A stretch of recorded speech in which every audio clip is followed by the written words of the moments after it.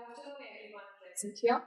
It gives us immense pleasure to welcome you all to the panel discussion on education technology and digital learning. Education today is undergoing a profound transformation with technology, reshaping the way we learn, teach, and connect. From digital classroom to AI-powered learning tools, the future of education is increasingly being defined by innovation. To delve deeper into these opportunities and challenges, we are honored to have with us distinguished panel of experts who will share their insights and perspective with all of us today.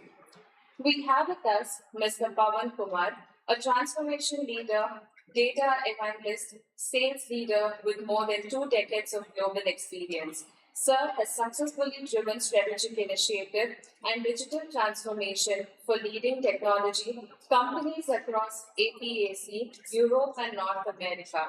Currently serving as Regional Sales Director, he has also held senior leadership role at Right Data, Informatica, Tech Mahindra, and Setcom Solution.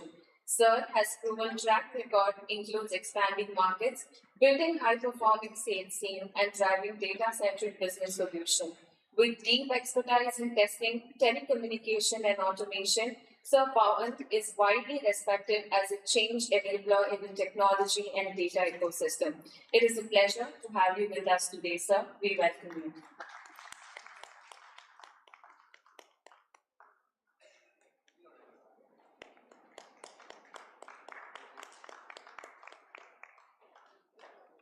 We have with us the next panelist, Mr. Ajay Kamath, a globally recognized leader with over 20 years of experience in digital marketing, AdTech, enterprise technology, and large-scale business transformation. Sir has delivered more than 3,000 online and offline sessions to students, faculties, CXOs, and government leaders across India, the Middle East, Europe, and North America as well. In his career, he has partnered with Fortune 500 clients such as Google, Microsoft, and lead multi-regional delivery teams of over 2,000 professionals with consistent client satisfaction and innovation at scale.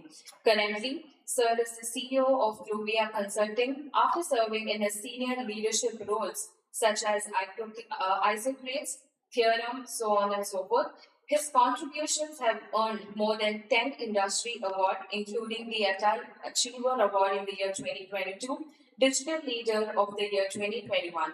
With a passion for inclusion and accessibility, Sir is actively partners with universities and governments to ensure technology serves everyone. It's an honor to have you with us today, sir. We welcome you.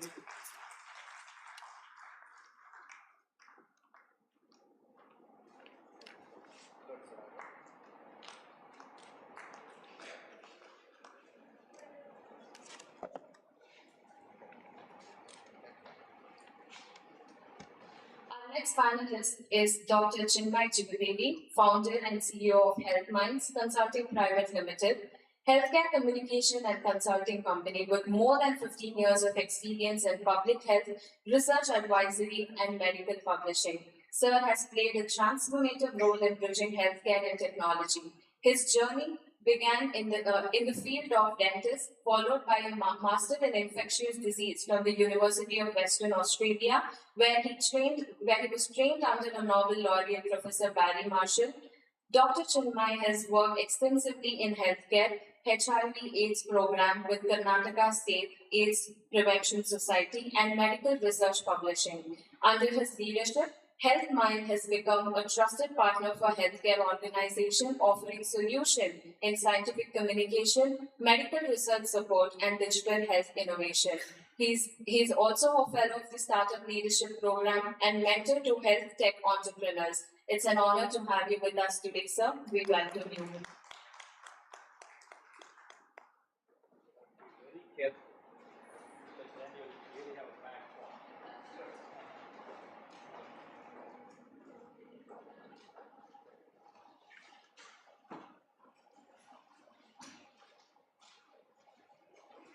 Our next panelist is Mr. Shiva Shankar, Chief Executive at SJC, one of India's technological business incubator established in the year 1985.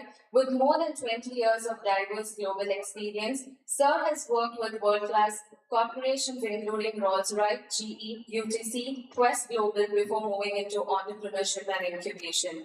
At SJC Step, Sir has been instrumental in forecasting the startup ecosystem in Mysuru, mentoring entrepreneurs, managing government, represented India on global platforms and Dubai and Singapore Startup Week, building bridges between India innovators and global market.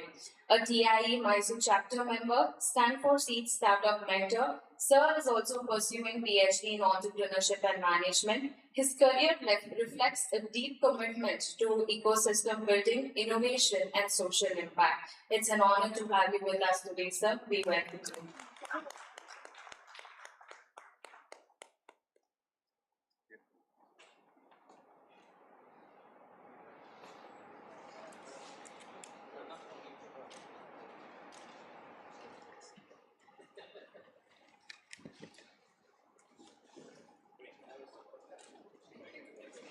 To moderate this panel discussion, we have with us Mr. Jayatheerth, Kulkarni, the founder of Kalam Learning Lab and co-founder of EdMark Service.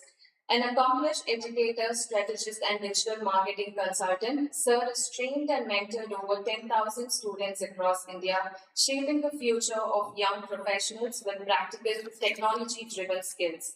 Through Kalam Lab, Sir has been a catalyst in empowering rural learners by bridging the digital divide and creating pathways for inclusive education. As a co-founder of EdMark Services, Sir has been instrumental in enabling education institutions and MSMEs to embrace digital transformation, fostering sustainability, growth, and innovation. With this unique blend of expertise in training, digital marketing, and community building, Sir not only represents the spirit of digital learning. Sir, over to you. You can start the panel discussion.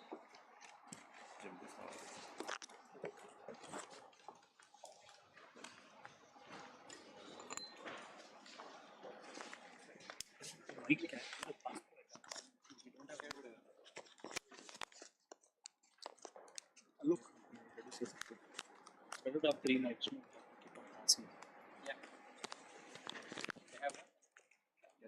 Yeah. Start now.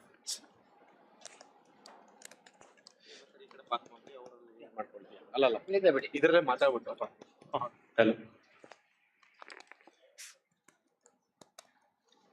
Hello hello hello hello ಆ ಕಡೆ ಅಲ್ಲಿದ್ದೇನೆ hold it. Very good afternoon to all of you. Good afternoon, all the panel people. So, to set the context, what exactly we are looking at this digital transformation, inclusion, and also accessibility. So, basically, the word inclusion is irrespective of socioeconomic condition, how digital things, it could be applications, softwares, or technology, how it has been widely spread across everywhere. That is what we mean by inclusion. And how do we look at accessibility at this panel context is how many of these apps have been used, accessed by people. And by this accessibility, what is the transformation that we are looking at, people in different organizations, both at institutional level and also individual level. So when we talk about technology, not just about tech, it's about the tech that has been used by people. We normally look at tech as just as a tech. Assume that look at ChatGPT as a technology, but how that is changing at a behavioral level of a human being, and how that has been changing from since decades with respect to tech. So individually, I would keep the context of this panel session in such a way that the same question, I would love to grab your perspective on same question, so that it's easy for all of us to grab perspectives, because content might be same, but the context would be different from person to person. So my questions would be same, but the answers from each person would be different. So that's the main intention behind keeping same question but different answers. So starting with Pavan.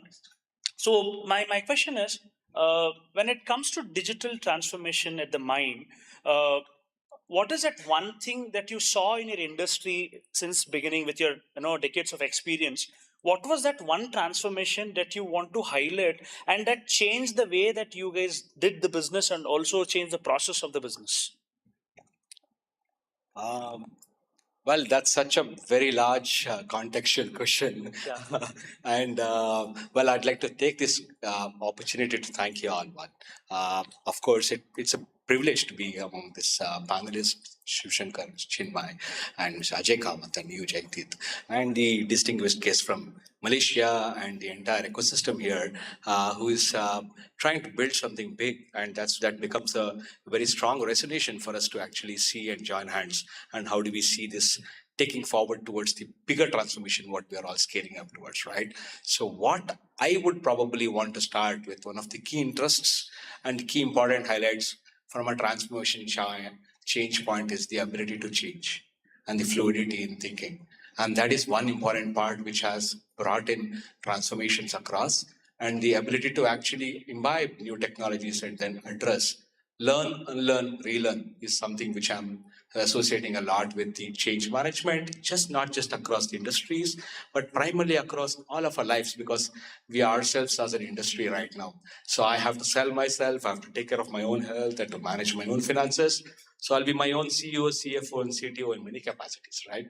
So that becomes more important, that when I take care of myself, and I will be able to take care of my organization. And that is one of the interest lines what we have initiated at Pravitti. So I would like to take a quick moment to just call out on what Pravitti is built for and why it is, and why am I currently sitting here representing Pravitti, but not any of the transformation journeys which I sold, which benefits a lot of corporates across the globe. So Pravitti is basically a big movement which I have, me and many of my key people across the industries, we wanted to start to address one of the most important assessments, which is change management. And it goes with the concept of our learnings, what I did, or our spiritual learning from the region, or also going back from a scientific angle between the aspect of Sigmund Freud and then Charles Kuhn.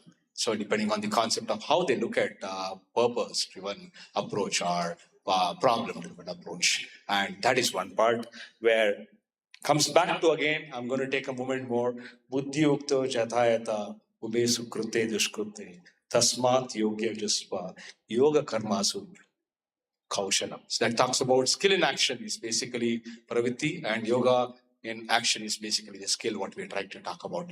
And that's again excellence. So excellence comes by change, adaptability, and fluidity. And probably I'll leave it to the open house to see how do you see this shaping up, Judge. Yeah. Over to you. Thank you. Yeah. Hello. Yeah. I mean, with respect to health mind, maybe the way we look at technology and digital, with respect to health, you guys come with a lot of regulations.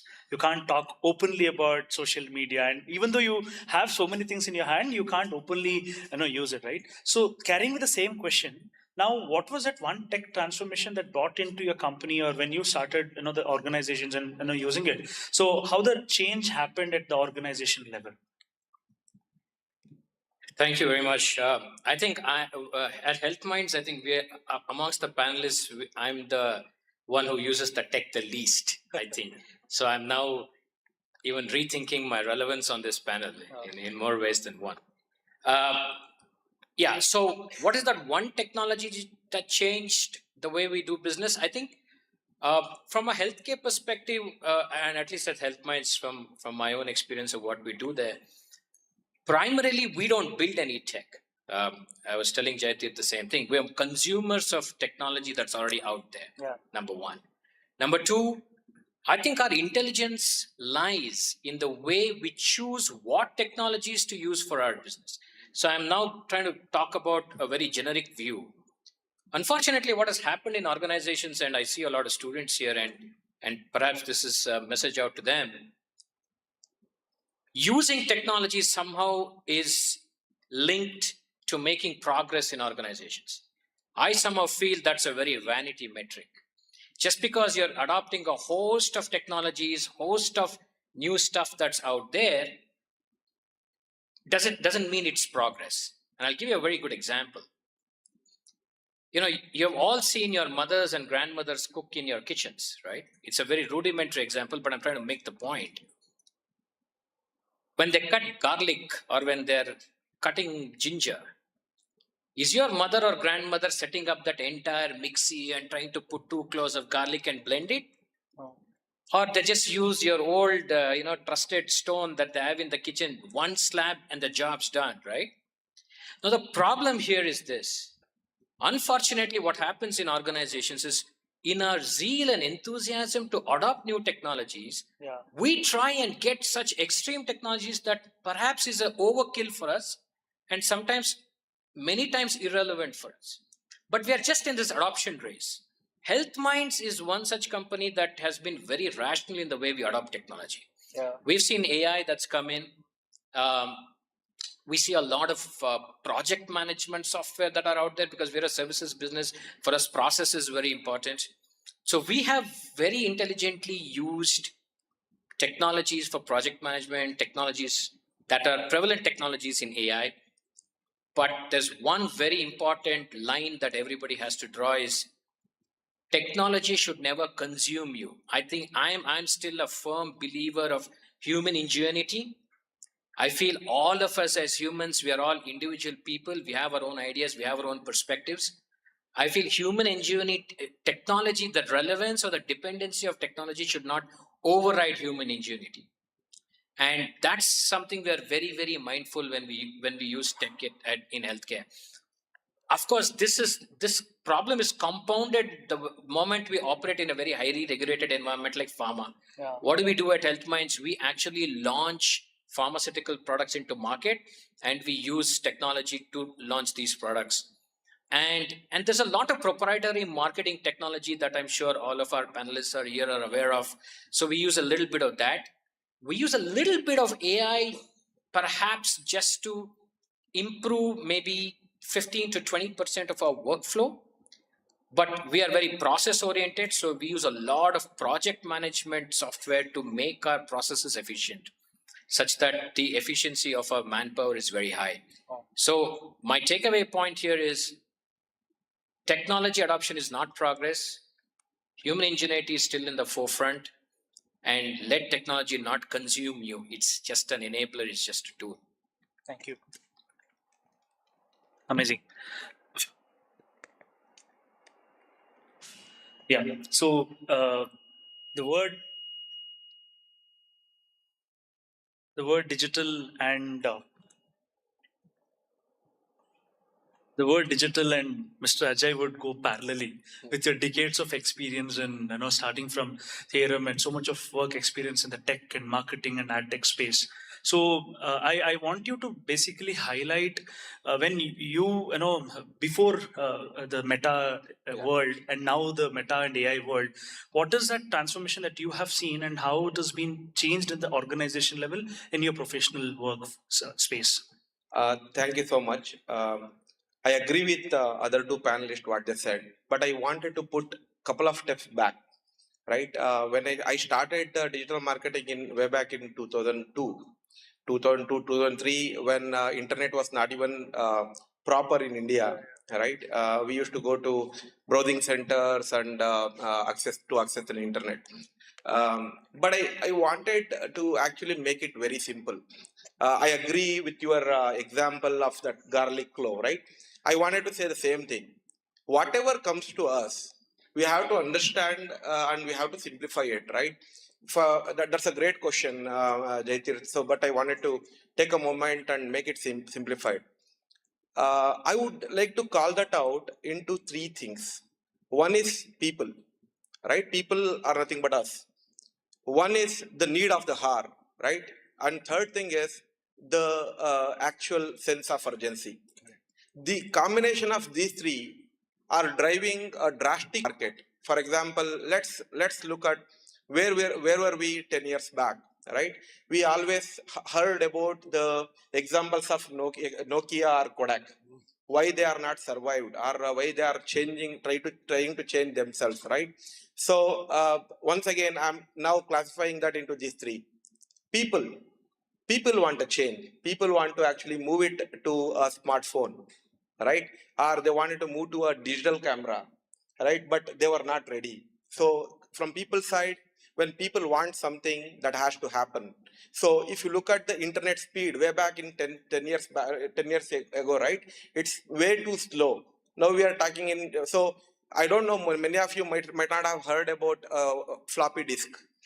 Right? So I just wanted to mention that the floppy disk was a disk which had 1.4 MB of data that we could store. Two resumes, the that would be full, right? Just imagine today our mobile phone has 128 GB of storage place. Yeah, even terabyte, right? I don't, because most of the people would be having that. Exactly, right? So people, when people want it, sense of urgency creates. So then everybody starts actually loitering around like a headless chickens. They think that, okay, oh, people want it and there's a market. Then how do I do that? Then including government, including all private public partnership, everybody starts innovating. The innovation starts there when people want, right? Then everybody starts saying that, okay, we need internet first. So internet bandwidth increased, right? The sense of urgency created. Now, coming back to the, as I said, need of hour. So the topic today is also inclusion and accessibility. I wanted to give an example. All of you are students, right?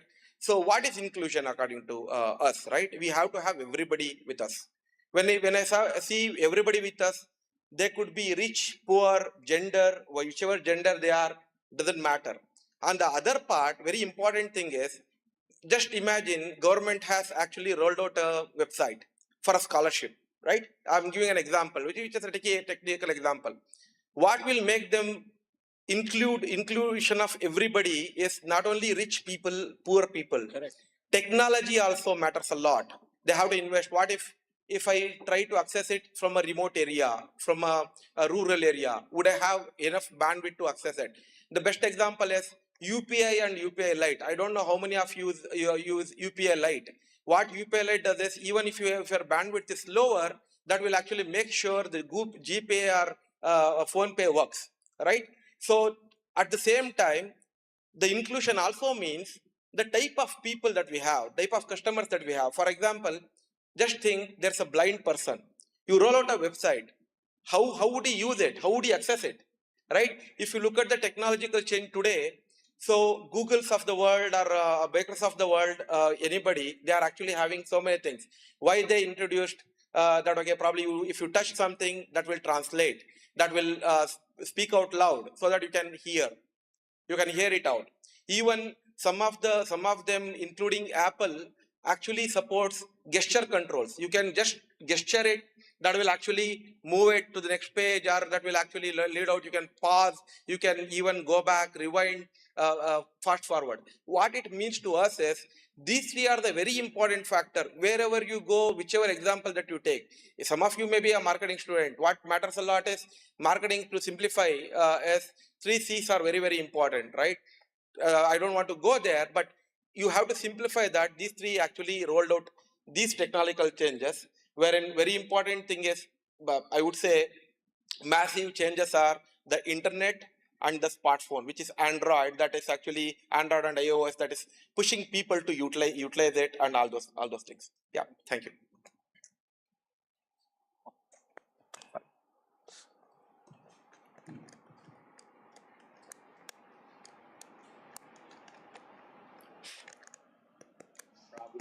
Yeah.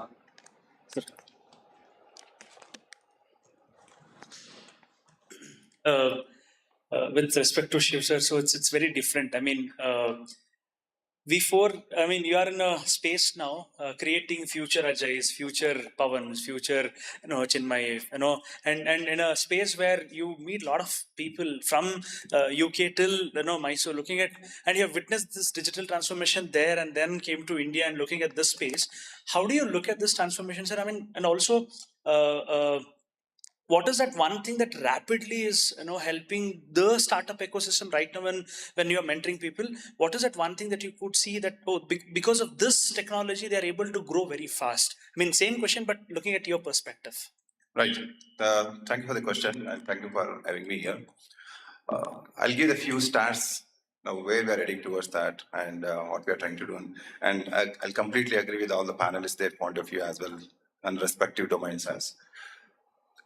Purely from India's point of view and how we adapting rapid technological transformations. 2010, Indian economy is just roughly around $1.05 trillion. Come 2020, it is $2.86 trillion. So jump is around 150% more than that.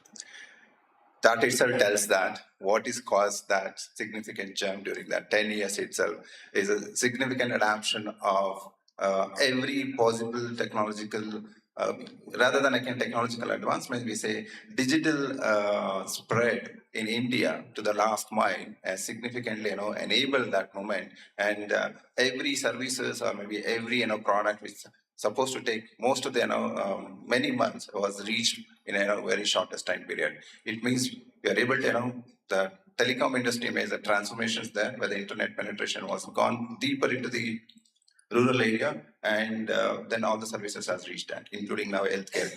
Now 2020 and now 2025, we have touched 4 trillion. So 5 years, we have jumped another significant milestones. 47, the prediction is $30 trillion.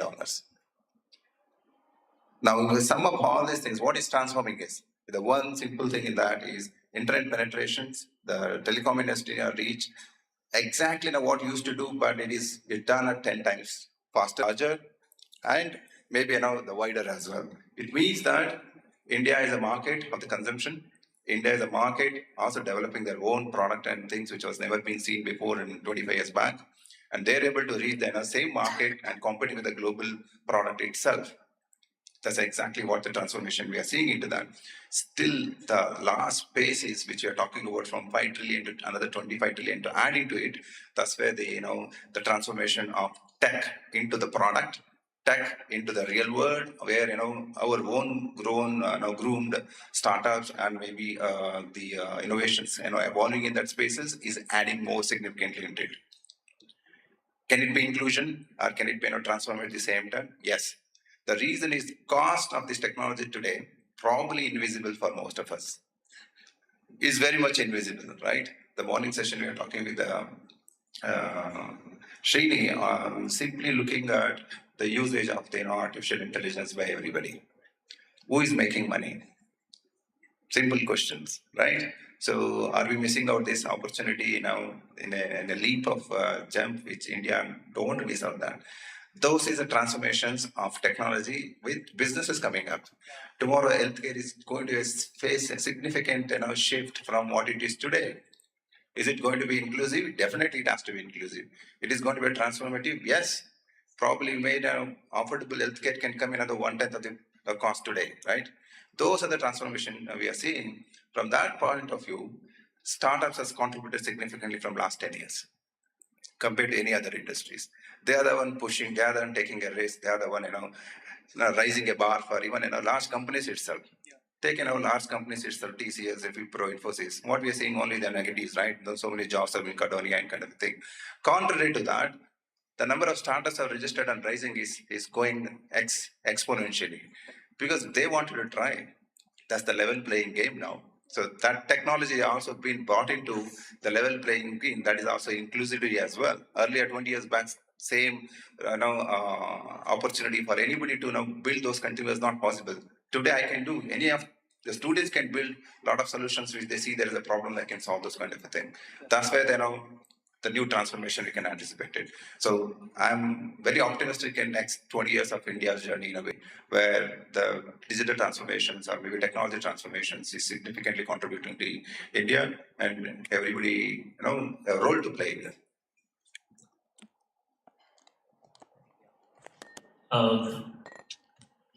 In another month, iPhone 17 will be released. I think you all might be aware about it, right? And we are super excited about the new release of iPhone.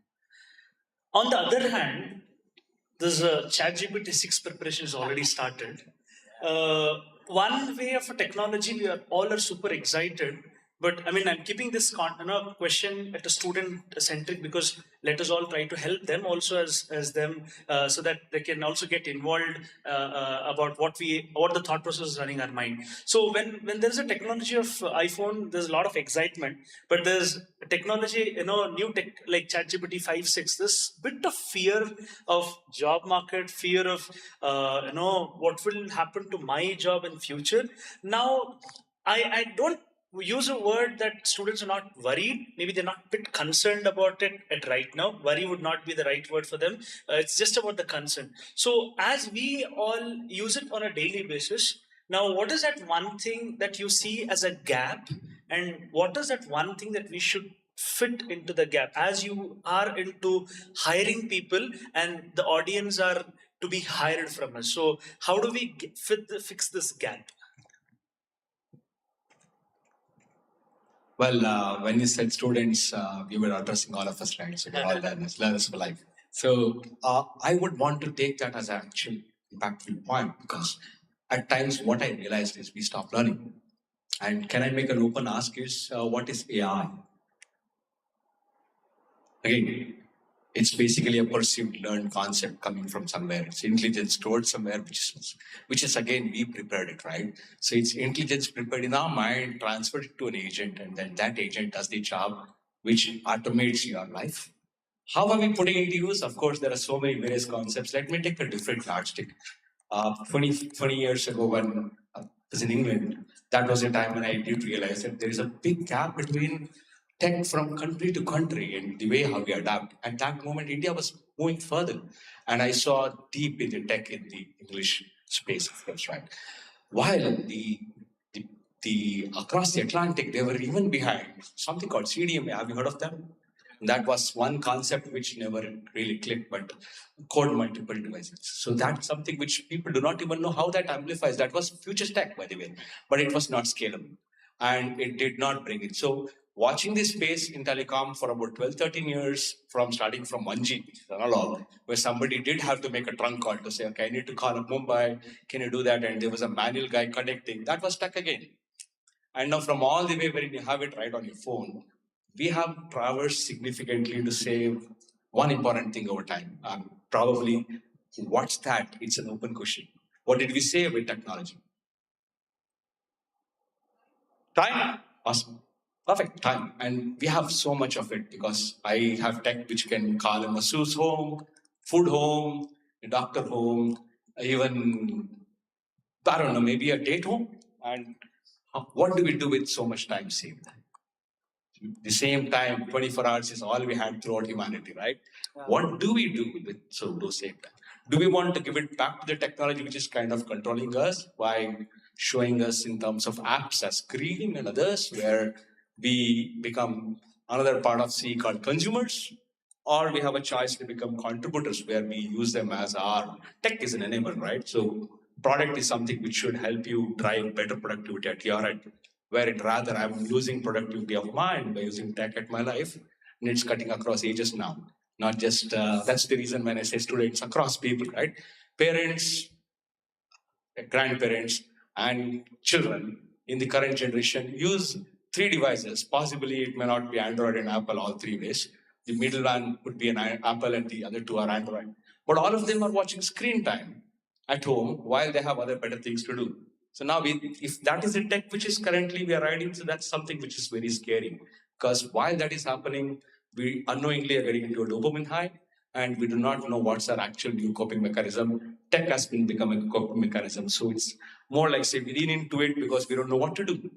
And I do know what I'm talking for the fact that if somebody really opens their amount of time spent on screen and the kind of yardstick what the government says, it's 2 hours per kids right now, and maybe 3.5 hours for us. What are we doing? And if that is what which is really coming at play, so that's where the tech is something. So we are actually solving which is not to be solved, basically to be consumed so that we solve our own productivity challenges and get better in life. And I would probably put tech there. So there were times when I had to rely on map, right? There were big atlases where I had to say, okay, if I miss one exit, then it's going to cost me 5 liters of fuel and then about 30 minutes of time. So yesterday, somebody was chasing me in the ground here, right? And I sent him a Google location. He called me 9 times after coming inside the campus. Pavan, where can I find you? So now this is the tech. Swiggy calls you the day he starts from the restaurant. Sir, I saw your order. Where should I come? It's an address is put there, location is put there, and you got to come there and then do your duty because you're getting paid, right? So no, he needs constant conditioning and basically guidance to handhold him. And I do not really see the reason why I need to tell somebody 25 times how to come to my apartment 7 times a day. I would rather go and buy the food myself, or rather use that ginger and prepare it quickly so that I have a better way of living life rather than waiting for somebody to come and frustrated with his cars. I'll probably park my thought here. Tech is an enabler, but again, is that a blocker right now? Jayatheerth, I think I have the most contradictory views on this panel, so forgive me if I'm going out of line. But I operate from an industry where it's for us technology. We don't lead with tech. See, that's the way it is in pharma and healthcare. We lead with people. It's still a very people business. I only have 2 very personal anecdotes, but I feel they're important anecdotes for students here. We have a partnership with a very large tier 1 technology firm in the US. They have a large pharmaceutical practice. They also launch pharma products into market, and they work with all the Fortune 500 pharma companies in the world. And so we're partners with them. In the communication space, where we prepare medical communications that go out to healthcare professionals, that's the primary business that we are in. There was a big project in which they started to use AI to start writing these communications. What we call typical medical writing. You would have seen jobs for medical writing if you've gone on Naukri. So these are the kind of people we hire. They started to do it. It was a generative AI product. Health Minds was actually brought in to test the product because we are experts in medical writing. I can't tell you how many times. I'll tell you almost 80-85% of the time, the product really didn't work well. And I don't know how many of your students here have been taught about the shortcomings of AI. One of the shortcomings of AI is hallucination. AI can also hallucinate. It's like almost a human on some narcotic drug, and they're not thinking right. So AI also can actually go down the path of hallucination. For example, it was a very simple test. We wanted to figure out how many cardiovascular patients are in India and what are some of the breakups across cardiovascular disease. This is a very simple, straightforward project that you would expect an AI to give you a good answer. I'll tell you, all of the data was hallucination. It was not able to pick up any of the data from published articles. And so our medical reviewers and medical leads knew that the data was wrong. Now, this is how you apply AI. Now, the problem I have with AI is this, right? You are today on Google, you do a Google search for cardiovascular disease data. It will give you a search results with some 5,000 searches. But it is still left to you to make the decision on which one to use. Because that's where the human ingenuity comes into place. You are the expert. You know what is the data that is right. There may be 5,000 papers on cardiovascular data, but you are the one who should decide which one to pick and which one to use. That is the human ingenuity here. Unfortunately, I have a problem with AI is it gives you one answer and it gives it to you in a form that makes you believe that that's the truth. That's what I don't like about AI. Because if you're not well informed, and this is where students, I think you should pay a lot of attention to, right? If you don't have deep domain expertise, and if you're going to think that you're going to wing your career through by using ChatGPT as your trusted partner or your trusted mentor, that's not going to work. If you're already used to using ChatGPT writing your projects, it's bad news. I'll tell you, it's terrible news. Because like I already said, it gives you the answer. But you are unable to make a decision or even make an assessment of whether that answer is right. How many of you actually verify ChatGPT outputs? Do you actually go and cross-verify it? I don't think anybody does it because you're taking it as the cardinal truth. Now, that's the problem I have with AI. So coming back to this, now we tested the generative AI product. It didn't really do well. We gave the feedback. They took the feedback all the way to their global headquarters. The entire project was shelved. Now, this is where it is. I was talking to somebody at Salesforce just yesterday, and they were just coming out of a very big AI conference on in America, typically in startup world and the software world. We're already talking about the beginning of the end for AI. Now, AI is not going to be your what you call as the holy grail. It's not going to be your panacea for everything. It's like Pavan said, it's only going to play a role in your life. It's not going to be the all and in of your life. So please, my only humble request to all of you, while it may feel like the path of least resistance, and also I would encourage the faculty here, please discourage students from using AI for their projects. It's really not the right way to learn, is my view. If you learn that way, you are just going to wing it. You're not going to build deep vertical expertise in that space. But what will actually stand you in good stead for your career is deep vertical expertise. And last and final, what Shiva Shankar just said. We are a very small company. We are about 55, 60 people. For some company like us to be approached by a consulting behemoth in the world to do a specific job is actually a good enough example why I think all of you should start on your own, right? Because the culture with big companies is this now. If there's somebody already doing it better than you, please don't build it on your own. Go partner with them. So if you can actually build something vertically deep in your enterprises, I'm telling you, you may be in any corner of this world, they'll come looking for you. And I have experienced this. This is my own personal experience. We were in a tiny office in Indranagar, and I got this call from the headquarters saying that we want to meet you. They came, a big delegation of all top officers were there. My conference room could not seat all of them. We were so small. But that's the power of deep expertise. If you're able to build that, they'll come looking for you. So the thing is, please, AI, while it may help you, is not the end game. Please stop using AI for, in your student career. It should only come later in life. That's the way I look at it. Very fresh perspective. Very, very fresh perspective. So, yeah, I mean,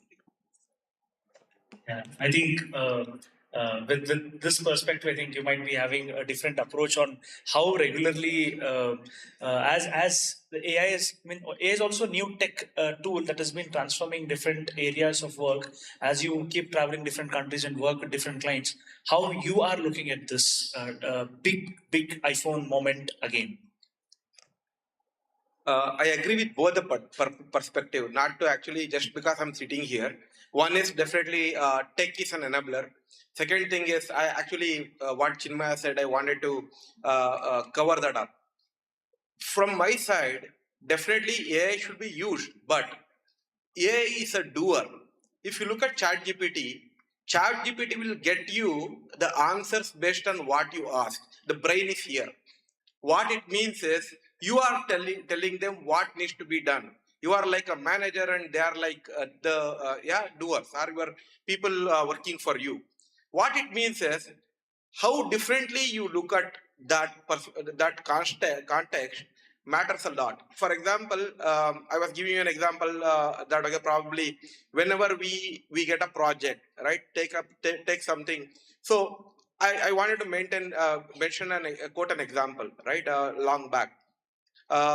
Some of Sundar Pichai you may know, right? You all may know, right? Yes, no? Yes, okay. So some of the things Sundar Pichai did was one of the first thing that he did was he was the strong believer that Google should have its own browser. Okay, how you see that? Because there were so many browsers were there. He said, No, we should not be dependent on others. We should have the customer information within us so that it is easy to sell, because they were focusing more on search, right? The keywords, search engine marketing, right? So why should we depend on there's something called Firefox, then Internet Explorer and other stuff, right? We should have our own thing. And he was a strong believer that Google should have its own operating system, which is Android. And believe me, before him, there were so many people who joined Google, who left Google also. He joined as a project manager. He didn't join as a C-suite guy, right? Then what made Google thinking that he should lead the entire organization, not only Google, but also Alphabet? He's the CEO of Alphabet as well, right? So why? Because he not only thought, he was very sure that this is what wins us the business. This is what wins us as an organization. Now come back as a student, right? Why I gave that example. It is easier that as a student, there are three things very, very important that what we all have done, I have done particularly.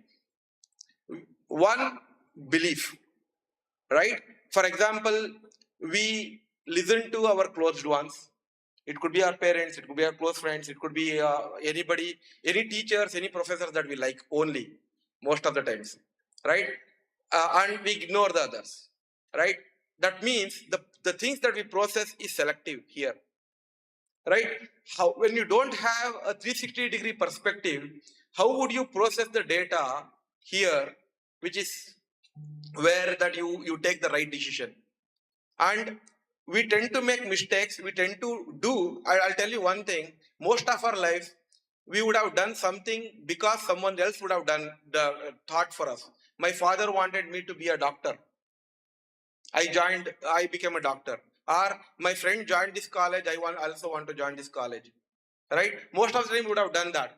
At least when you choose your career, because you are going to live a lifelong with that, you need to identify what interest that you have. What the interest is another thing that probably to learn, which will actually make you win, whether you adapt to the technology or not. As I said, when you are using ChatGPT, for what you are using ChatGPT, and if you are using 8 hours mobile phone, then how much it is useful for you to get into career. So what helps you to actually grow in the career, right? So that is very, very important. You need to use technology to make your job easier.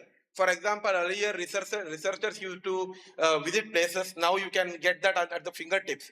But as Chinmay rightly said, you have to research again to see the sanctity of the data to confirm that it is the truth that I'm going to present. Because AI just checks that, okay, whoever has submitted some blog or whatever it is. But now here, what is important is which one to choose and when to choose, which is very, very important. Yeah, thank you.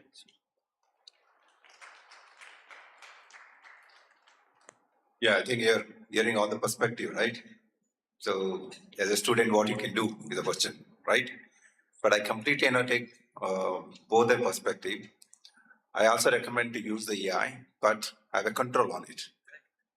Use the AI, have a control on. The reason is, as Chinmay also mentioned, if you don't have a domain expertise or deep knowledge in particular area, it is easy for you to simply accept everything what the platform or maybe tool is giving it to you. So that's a very bad thing.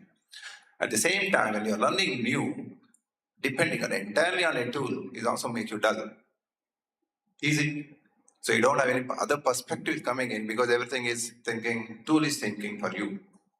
So where is the goodness for even the tool users itself is only a question.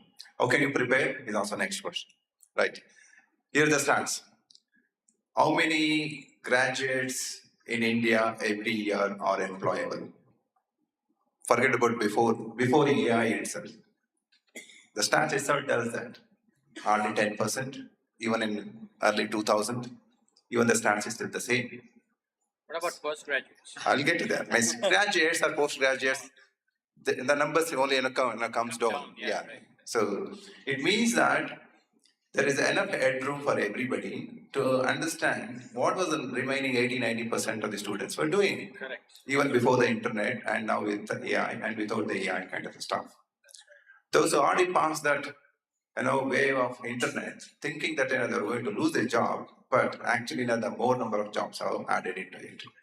I'll take you to the another industrial time, and automation started when industry started coming in. A lot of things were done by the machines, but even then, more number of industry have added into that, and more employments were generated.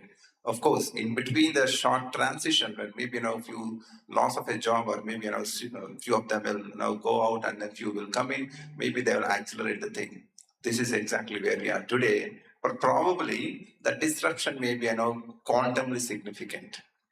It means that it will add more jobs and take out a lot of value at the base as well, because those who are the left out of the 80-90% were used to do those kind of a job, irrespective of their graduation, degree, or certification. Probably they get affected at significant level. Those who are there at the top 15% or 10 to 15%, they will accelerate, and potentially some of the those who are there in that the gap, they're also moving to that, because there are new jobs get created. For example, in healthcare itself, we need more of the people really understanding where these things are coming in. Even the accuracy level that can be improved significantly today, because new models are coming in, new apps looking into that. It means that we need more people understanding engineering side of the the tool, the mathematics side of the tool, and as well as the algorithm side of the tool, plus also domain knowledge, which they need to understand why in the case, why my mathematical model is not able to get that 99.99 accuracy level kind of a stuff. That's where you and I have same opportunities today. Those who are using already in an industry and those who can start, choose the domain, choose your domains, and choose the expertise which you need to get into that. That makes a significant difference. And largely where the jobs are now getting opened up is at the smaller companies with 50 to 100 people with deeper depth getting into that. This is where the Mysore make a difference. From last 10 years, I'm seeing kind of a companies are ready to move to the Mysore is these kind of a companies. They are the deep tech, very small, agile companies, the 50 to 100 people kind of a thing. And then actually, compete with the big giants. I'm not talking about smart, and they know what they are doing as well, and expertise are coming into that. Now you need to be that part of the companies. You need to be engaging those kind of opportunities. How big and how small is only future will tell, because that is a rapid transformations which India is going to eventually go to see that kind of thinking. The side effects are also there. As is the brain drain we are talking about, from west to east. The undercurrents are we making our society and more a lousy and rosy kind of a thing. You're making it means that somebody wanted to take a control. Tomorrow, I think already seeing that the wars are not fought on the borders, even though it is happening for various reasons. But the more wars are happening on the digital platforms. Who owns the digital assets? Who owns the digital the control? Who owns the data? So they are directing how you and I wanted to think. That's the what do you call the dangerous things for any country today, like how they want them to think, and you go and react to that. That is very difficult. I just want to make a follow-up point, because I think it's relevant for the audience here, right?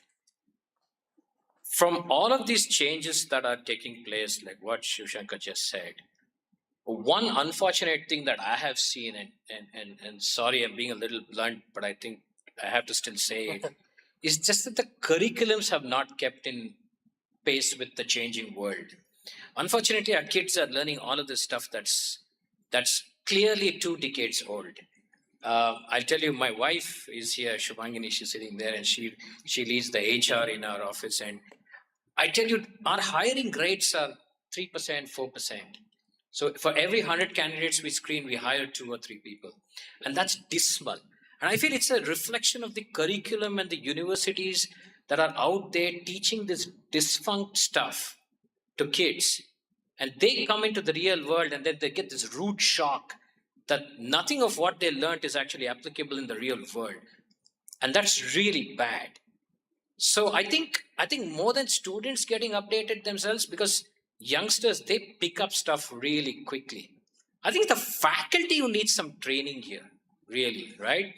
They need to keep in pace with the changing world, so that they are imparting those changes to their students very effectively. And I feel this is the right forum to make that point, because Shiva Shankar here leads STEM. He knows what's happening and what's changing in the world on a day-to-day basis. And you must be speaking to them on a day-to-day basis, them in the sense the faculty here, telling them what is changing.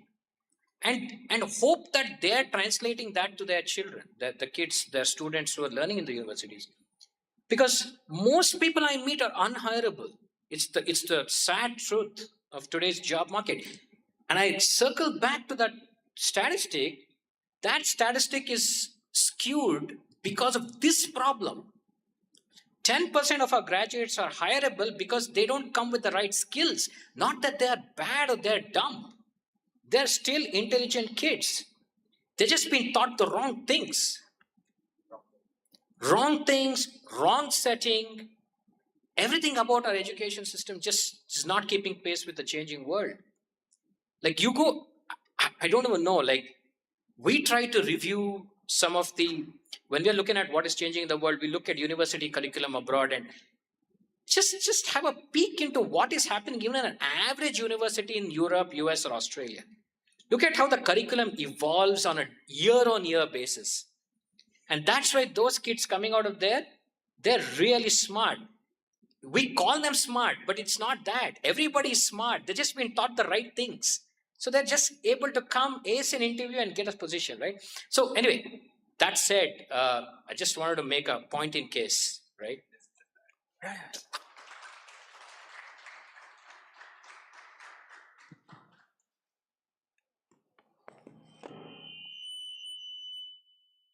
I think that's absolutely true. I think enough examples I can give on that front. So you and I am battling out internally. The reason is the way the academic things are set up from the top to bottom, from the AICD to on the ground, what needs to change, what not cannot change, kind of a thing. So, but in the contrary to the Western University, recently come back from Surrey and Swansea and kind of a thing, we have a deep discussions on all the same topic and how they try to adapt faster and then make it possible for the students. Maybe not for the years. The next month they are adapted, telling that I want to use that kind of the method and approach where the kids can come and work on the technological area. So they are completely revamping that. So I'll tell you. Sorry to cut you off, but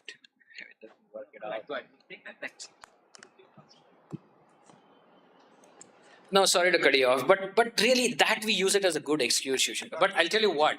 So there's actually a solution out there, right? You have AICTE, we understand you can't change anything. That's fine, that's sacrosanct. Keep it as it is.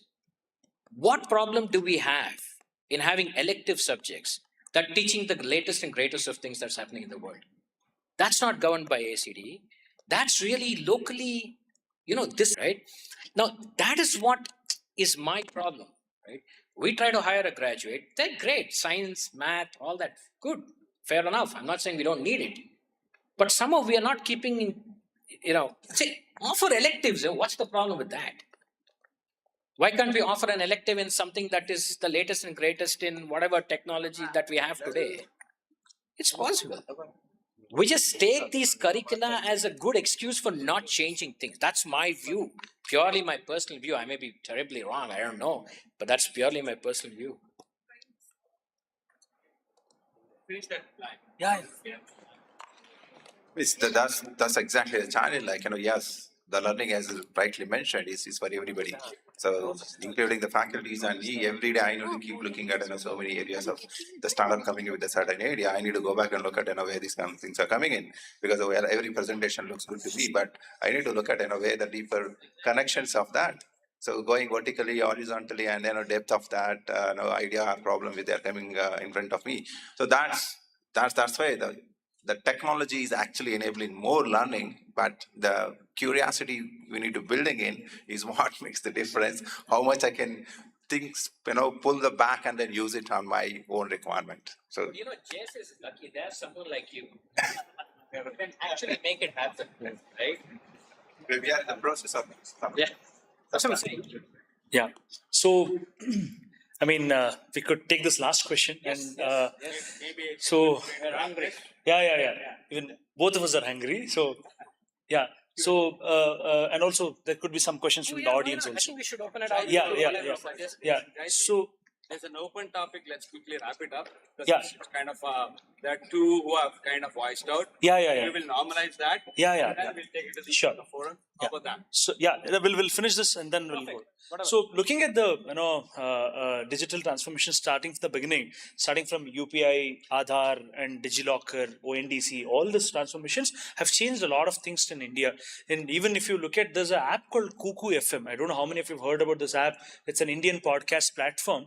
So there was a problem earlier about credit card. Every time you used to have to credit card for monthly credit card payment, and there's a new option in UPI. There's an auto pay option, and because of that, the company is monthly subscription, because majority of the SaaS companies are can survive only if we are paying on a regular basis. Correct. So that's the greatest transformation that has happened. One question to all four of you is, as we meet students, the biggest aspiration for every Indian students to quit India. So, I mean, not now. I mean, if you go and talk to majority of them now, luckily we have MBA students. Maybe they will not go. But if you look at BCom, BBA, and other students, and you talk to them, what do you really want to do? Trying to move out of India and study there. That's the one generic answer that you normally get. So now and the reason why I'm asking is, majority of us, our last aspiration was iPhone, but for them their first dream is iPhone. So there's a lot of difference between us and the way they're looking at. So my question is, how are you optimistic about Indian as a market? And second is, what is that one fear? So I would want to actually wrap that one thread which I've kind of opened up. We don't want it to be unattended, and I have a different viewpoint towards this. So let me post this. So one, when I started my experience has got two different dialects towards it. My first 12, 13 years were primarily in telecom, where I was riding that wave of, that was the time 2003-4 when I was driving some customer success across APAC. I started seeing traffic traction coming from Taiwan, Singapore, and the Far East, ASEAN region, right? They're texting quickly. My first thing was, I'm a cricketer, and like we were in a match, and this just came out, and what will happen to your fingers and your shoulders? Chuck that. So that's one particular part where we started seeing the ascent of one particular hyperdrive, which we did not know one. On the other hand, we started operating on a different concept called self-service analytics. Have you heard of this concept, self-service analytics? Self-service analytics is a concept where the endpoint of business basically makes use of data the way they are supposed to use, not being dependent on people. So now I'm going to bring this a little deeper, right? So why are we dependent on people? And that also becomes to the fact that, okay, you have your own intelligence, you can create your own analogy, which is your own algorithm. Why are we actually getting dependent on, I need help from this gentleman to set me up? Coming back to education. This also became a fact that I start asking Ohm's law in all my interviews, and I keep checking that pulse point on where you resonate from. Somebody asked me, how does Ohm's law is important for me, dude? I'm in my tech, I'm in my computers. Dude, the reason why this ask is, and the reason why there is an establishment of 21 years of education and things, is not to really give you the finer grail of what the market wants, but to set you up into a framework of learnability and coachability. And that is where it stops. So if somebody is going to come out of college and say, I've got it all and I'm going to nail it up, that's where the 85% are struggling. And the fact is, learning starts once you finish college. And if somebody do understand that, you got to listen to things which are not relevant. You got to listen to things which are not important. And you got to do things which are non-comfortable. And that's a normal corporate love. And now that is where people have set up. And if there are things which do not really map towards where does it map to the big picture, I would like it that way. Because it does keep people in the perspectives that, hey, the corporate world doesn't give you that fabricated part of. I asked this question to one of my intern, dude, what do you actually see? Is there, what are your likings? He had about 8. Oh, I like Bisibalabad, I like this, I like that, I like pizza. I said, what are your dislikes? 75? Right, at least? No, I don't need this, I don't need that. Like in the last 5-6 years, have you done anything which you did not like, possibly pushed towards you? by somebody in that situation, maybe you could not escape that particular situation. No, I went to dinner in somebody's house and they gave me Karela and I don't like it, right? But I can't just deny it. How many times have gone to that holy grail where I don't like something, I still do that? Nobody does it, right? But in corporate, that's what they're supposed to do. They don't like it. And you got to learn. And coachability becomes more important. So I'm not really worried about the knowledge points because knowledge is everywhere freely spread across. The framework is what we are looking at, one. And the framework does set people to fact that it does give a variety. And if there is one fabricated way that this is how people come out of a college and uni, and that's again fabricated, right? We do not want, we want the variety to come in wide and far. So anyhow, I'm taking this different tangent only for the fact that it becomes more important that we take responsibility at all angles. That is self-service analytics. Nobody will set me up a process that this is how life should be run. So I'm my own boss. So I have the universities to help me. I have the books to help me. I have the AI engines to help me. I have my parents to support me and I have the ecosystem to support me. What am I going to do about it? Or am I still dependent on that 1, 2, or 3% who say, you did not set me up for career? Becomes very uneasy sometimes when some AI/ML engineer who's trained his entire life building products tells this, that Python was not taught to me in my syllabus. And I don't know how does that work really, because what was taught and what was not taught is not a yardstick of how much you get paid when you come out of college. So that particular part, if that can be changed, because that's not the framework, but it's all of us, because we are always dependent on others to kind of help us. Self-service analytics would mean that you take care of yourself. Use AI, use your teachers, use your books, use everything, because you're the one making that choice. Because that particular aspect of what you want to do is the money, what you're going to make, build everything around. Talking about India and England, man, I came to India to ride the wave.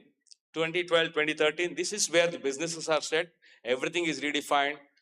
What Shiva Shankar sir said, 2047, that's a nice time for us to actually be there, because that's what we are setting up the tone. But my concern is when we get there, we would not have the youngsters coming and taking our roles, because they are on a dopamine high. And that's something which I want to plug. We are going far and wide, but there's a gap which does not carry. So 15% might get into 3%, unfortunately. And that's something which will create a big split, right? I might want to change that if I have a choice. But India is where things are going, man. APAC is the world. This is where the businesses are done. Probably BRICS going to come and take over, right? These are all the new things what we're watching. Modi has a bigger say in the global per se. So I'm banking heavy on India. There is a drain which is happening and they are not able to fit here, guys. People coming from England and US can't fit into jobs here. We are super competitive now. That's possibly a good yardstick for us to stay focused, right? Over to you, sir. Thank you. I'll just stick to the question clearly. What's our view on Indian business landscape? I mean, see, there are some things that you really don't need data to convince anybody. I think the kind of business, the kind of economy that we are in, it's a no-brainer. I mean, we're one of the foremost economies in the world. So what's the question there? I mean, everybody is optimistic about India, but I think I'd be very cautiously optimistic on the opportunity. I will use the word cautiously here very carefully. You have to. There's only certain spaces I feel India will do well. I think we'll do really well in specialty businesses. I know there's a lot of concept on building for Bharat and all of these things. I have my personal reservations on those schemes, but the key is to build deep vertical expertise. Everybody will come looking for you. I think if you kind of figure that out, one thin slice, but you're the best. That's the way to kind of build in India right now. So one thing I would like to urge all of the youngsters here to do is stop being job seekers. That should not be your first go-to. I understand there'll be pressure from parents. There's also pressure from university for their placement numbers, all of that. I totally get how this system is designed. But please be job creators. Don't be eternal job seekers. That's my only takeaway point for every one of you. You would have mentioned about the fear that you have. The fear? Yeah. Fear about what? The market needs to. Oh, the fear I have. Okay, the fear I have is like my biggest fear is not getting the right talent to build your enterprise. And I think we are all a part of that problem as much as universities are, or as much as whatever our regulators are and everything. But that's really my greatest fear. The education system not keeping in pace with the changing world. That's really my biggest problem. I'll just add a quick point towards that fear, Mr. Chinmay. So the fear, if it is spread for too long, there'll be some bot or an agentic AI which will come and take away that specialty. And that's my bigger fear, right? So we are resting our hands to some agent which I'm selling rapidly and bringing the ecosystem to that level. We got to make the ecosystem understand that AI is here to help us. It's an enabler. It has to help us. It's saving us time. And we're not doing much great things about it. So if we tend to stay more focused on that, the rest of it will all fall in place. And get your fifth mistake faster, guys. Yeah, we do not like to take a first mistake right now. So fifth, fastest, and then that's where the experience learning curve starts. Till 5, it's always a failure. I'll make it very quick, really quick. Being a third or fourth panelist, we would have only few things to say because they would have said that. They covered most of the things. India, definitely one thing India is focusing now is from being a service-oriented country to a product-oriented country, right? For example, there are so many products. It could be apps. The product could be apps, right? So we are focusing on that. No doubt, India will grow faster. About the fear, I just wanted to say from the student perspective, what I fear the most is I cannot compete with you guys. As simple as that. Why? Because the learning ability that Gen Z has or the next gen alpha has that we don't have, we cannot match it with that. The pace that you guys can learn, it could be a shorter version. That applies to you also. You have to go along with the time wherein when next generation comes, you cannot compete with them unless you actually take the right pace. And as Chinmaya said, and as he said, that probably you being an entrepreneur and actually working on the right thing at the right time. So time and priority is a precious thing. You cannot compete with your next generation if you are going with a slow pace. Yeah, thank you. Right, I'll keep it very simple. Mantra is very simple. Keep preparing. Can you do that? Keep preparing. Opportunity is knocks in.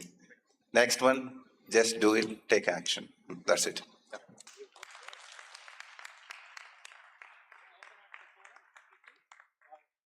You taking questions from the audience? No? Maybe one or two? Yeah. Yeah, you don't want to leave somebody without. Sir had a question. Yeah, please. Yeah. Quickly. Send it to us on LinkedIn so you can really find it. So this questions we got.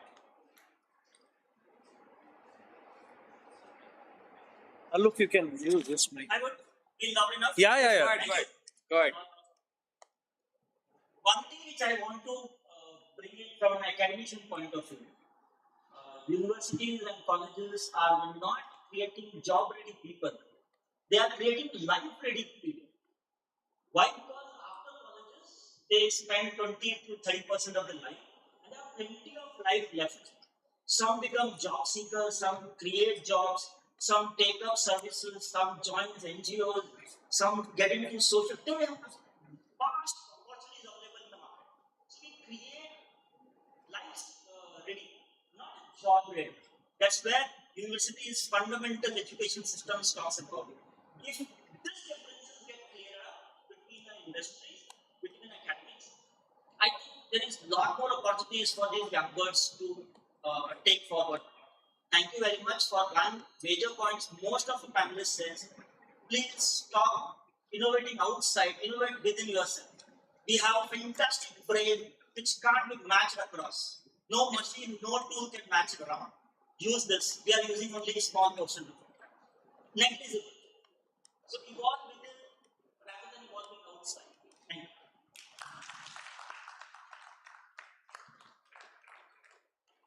Last one. Red one.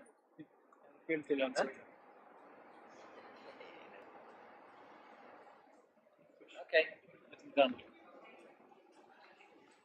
Thank you, Here, everyone. offline. I would like to thank Jayatheerth Kulkarni sir for moderating this insightful discussion. Oh, thank And you. I have to thank you to all our esteemed panelists for sharing your valuable perspective on digital transformation. Today's conversation has shed light on the transformative role of digital technology, the opportunity, challenges we must navigate to ensure meaningful and inclusive learning experience.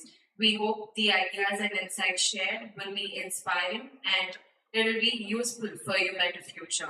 Once again, thank you everyone. Sure. We will now proceed for the lunch. Yes. We will now proceed with the photo section, followed by lunch. And I request all of you to be present at 2:45 for the valedictory function. Thank you. Thank you.